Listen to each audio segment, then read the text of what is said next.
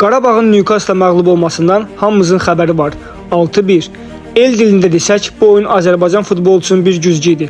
Futbolumuzun reallığını göstərən bir güzgü.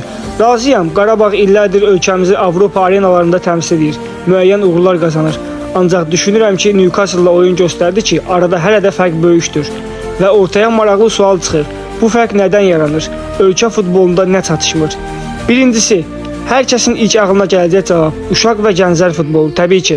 Güclü sistem qurulmadan böyük nəticə göstərmək çətindir. Akademiyalar, düzgün məşq metodikası, peşəkar məşqçilər və s. Futbol bir gündə qurulmur. İkincisi, mentalitet və psixoloji hazırlıq.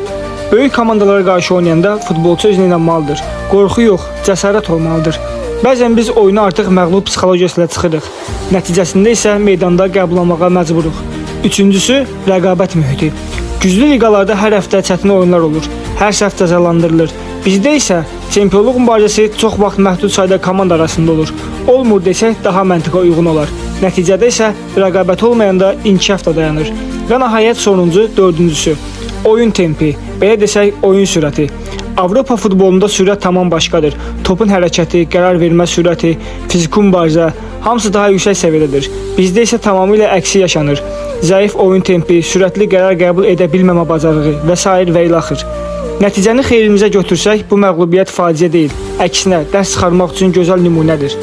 Tənqid etmək asandır, amma əsas məsələ sistemli dəyişiklikdir.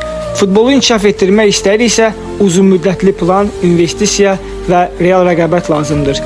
Çünki məsələ bir oyun uduzmaq deyil. Məsələ odur ki, biz o səviyyəyə çatmaq istəyirik ya yox.